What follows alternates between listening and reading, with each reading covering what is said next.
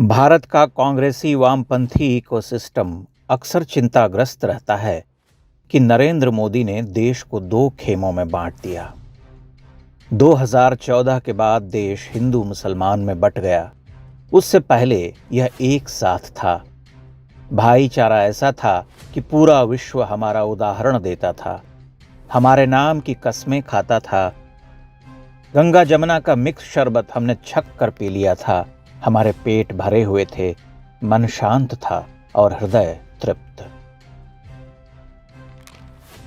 जबकि विडंबना यह है कि भारत मोदी के जन्म से पहले ही बट चुका था। 1947 में मिली तथाकथित आजादी के साथ ही दो फाड़ हुआ।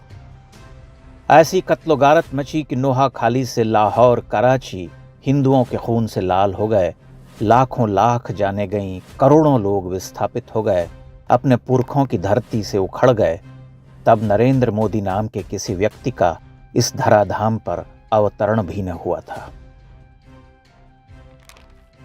1947 में स्वतंत्रता प्राप्ति और बापूजी के निधन के बाद आदरणीय नेहरू जी ने उनकी ही आज्ञा को शिरोधार्य कर गंगा जमनी शरबत का पान किया और डंके की चोट पर कह दिया कि जो भी भाईजान पाकिस्तान नहीं जाना चाहते वे यहीं रहें, शौक से रहें। यह देश उनका भी है, बल्कि उनका ही है। भाईजान रह गए, जो उधर थे वे भी येन केन प्रकारेण घुसने का प्रयास करते रहे। सब कुछ पूर्ववत चलता रहा। देश अपने विभाजन से पहले वाली स्थिति में आ गया। लगा मानो कुछ हुआ ही न हो। भारत में कौमी एकता के पैरोकारों की पूरी एक खेप पनपने लगी। दिन दूनी रात चौगनी प्रगति करने लगी। एक की 3, 5, 7, 10, 12 औलादें तक होने लगी।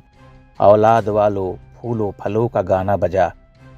उधर पाकिस्तान में जो हिंदू रह गए थे उन पर परवरदिगार का प्रेम बरसा।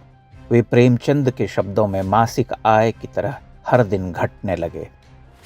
17-18% से घटकर 12, 10, 8, 7 होते गए और इस समय 1-1.5% पर रह गए हैं। भारत में रहने वाले ईमान वालों ने अपनी आबादी का एक्सेलरेटर बढ़ाया। हसरतें तो उनकी हमेशा बुलंद रहीं। धीरे धीरे उन्होंने पाकिस्तान का ऑपरेशन 2 चलाना शुरू किया। कश्मीर से हिंदू भगाए गए। वैसे भी धरती के जन्नत में हिंदुओं का क्या काम था, वहां तो केवल अल्लाह के प्यारे बंदे ही रह सकते हैं। 1990 में नरेंद्र मोदी को संघ के कुछ लोग जानते थे, भाजपा के कुछ बड़े नेता भी परिचित थे। यही उनकी हैसियत थी।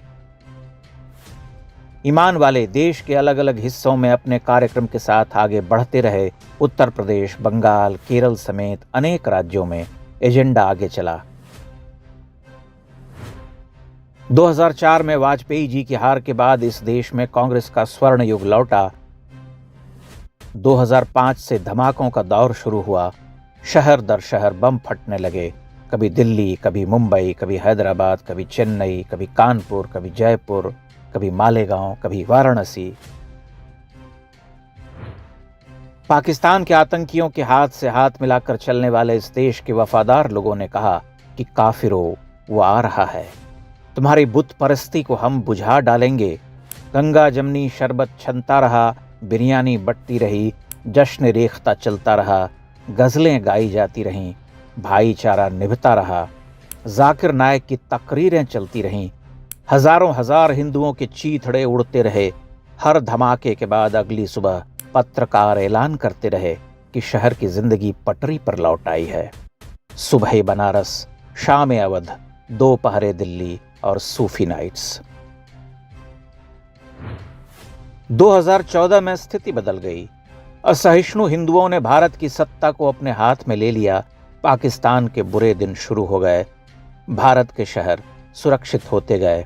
आतंक का सारा खेल कुछ क्षेत्रों तक सिमट कर रह गया। भारत की खोई हुई अस्मिता लौटने लगी। 500 वर्षों की प्रतीक्षा के बाद अयोध्या में राम जी का मंदिर बना। तभी देश बट गया। जब तक वह लुटेरे बाबर के नाम पर तामीर मस्जिद वाला शहर था, तब तक यह देश नहीं बटा था। मोदी जी ने कश्मीर को भी बहुत हद तक दुरुस्त कर दिया। पाकिस्तान का पेच कस दिया। लेकिन उस इकोसिस्टम के आक्रमणों के आगे वे भी भयाक्रांत रहे।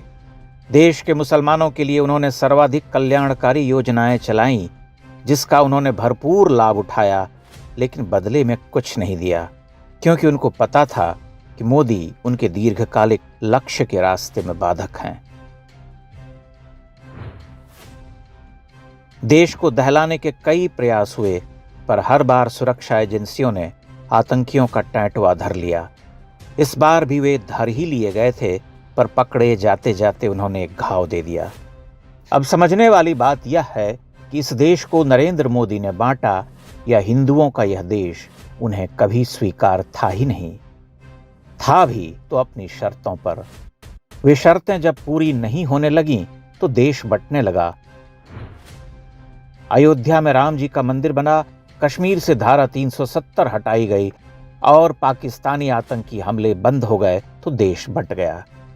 पहले जब हर 2 महीने पर एक धमाका होता था और पाकिस्तान हमारे सैनिकों के सिर काट कर ले जाता था, तब देश एक था।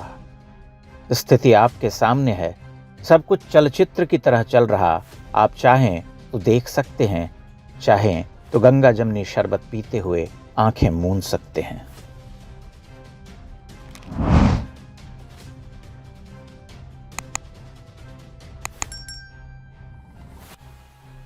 इंडेक्स ऑनलाइन के वीडियो समाज को समर्पित हैं।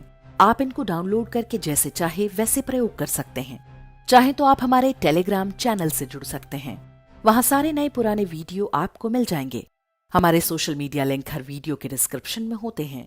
हमारा एकमात्र उद्देश्य हिंदू समाज को जागृत और एकजुट करना है। इसमें सहभागी बने। धन्यवाद।